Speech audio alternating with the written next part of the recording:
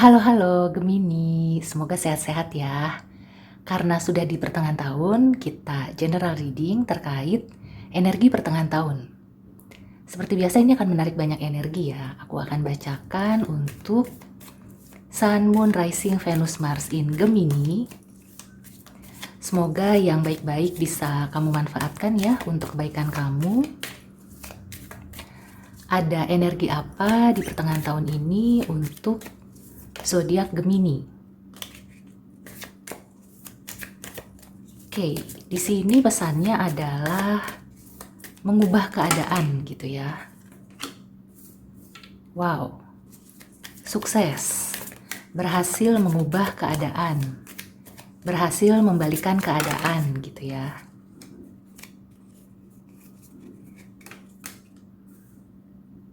Intuisi kamu itu menguat. Ya.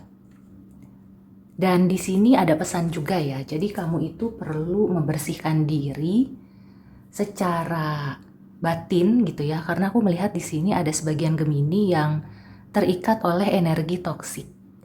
Jadi ada positif, ada negatif, nggak apa-apa.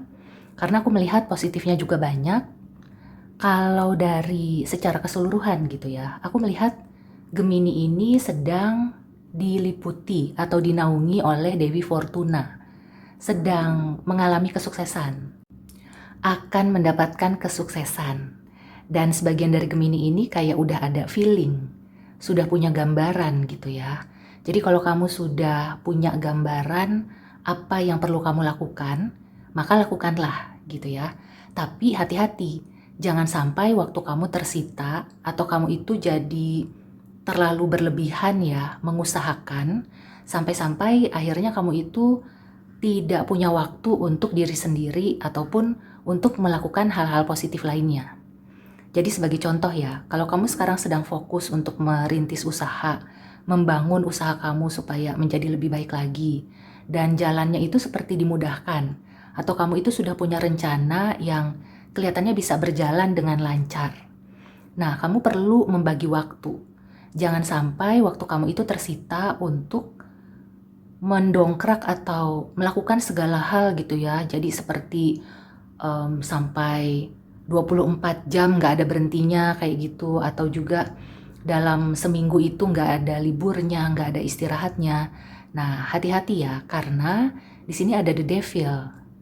The devil itu identik dengan sesuatu yang mengikat, yang membelenggu. Meskipun itu kelihatannya membuat kamu senang, tapi sebenarnya itu tidak membawa kebaikan. Jadi kalau kamu itu sekarang sedang fokus itu tadi ya, misalnya sedang membangun usaha atau membangun karir, kamu fokus kan, kamu itu seperti sekuat tenaga, sepenuh hati mencurahkan segala sesuatunya untuk pekerjaan kamu atau usaha kamu.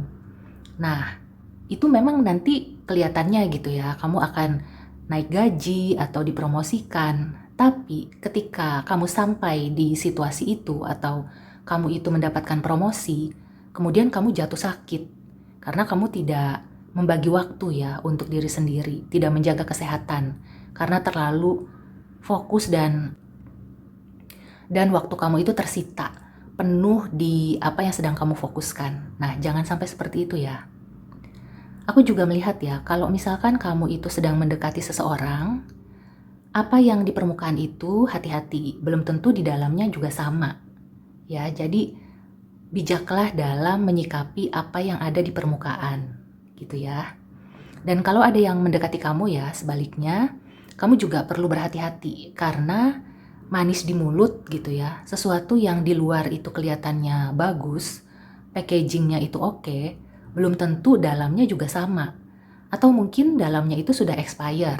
Nah, itu juga hati-hati. Tapi di sini juga aku melihat ya, ada orang yang datang atau proposal yang bagus, yang luar dalamnya itu bagus. Jadi kamu bisa membuat pertimbangan gitu ya, mana yang kelihatannya bagus padahal enggak, dan mana yang benar-benar bagus. Ini perlu intuisi, perlu dari insting ya, yang kamu asah ya, intuisi kamu untuk bisa menilai. intuisi kamu akan ngasih tahu gitu ya, mana yang asli, mana yang palsu. Hati-hati ya dalam menerima tawaran, atau kamu juga perlu berhati-hati untuk menawarkan sesuatu. Apakah itu orang yang tepat? Jangan sampai kamu itu membuang waktu dan buang energi, dan intinya tuh akan membuat kamu jadi terikat pada hal-hal yang negatif kayak gitu. Sekali lagi pesan intuisi di sini sangat kuat, dan apabila kamu sekarang sudah sukses ya, atau baru saja mendapatkan sesuatu seperti kemenangan, hati-hati juga supaya kamu itu tidak besar kepala gitu ya. Karena aku melihatnya ya, ada kemungkinan ya, ini untuk semua ya.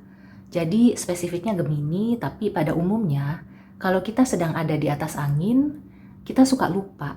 Dan intinya tuh mungkin kita bukan orang yang sombong, tapi karena keadaan yang membuat kita lupa, sehingga orang menilainya sombong. Hati-hati ada indikasi seperti itu. Dan ketika orang-orang melihat kita sombong, maka akan memunculkan musuh-musuh baru. Ya, hindari hal seperti itu. Aku juga melihat di percintaan juga gitu ya, terutama hati-hati dalam memilih, benar-benar gunakan intuisi. Sekali lagi, intuisi kamu ini akan membantu memilah dan memilih. Oke, sekarang aku mau tarik Oracle Advice. Energi pertengahan tahun untuk Gemini.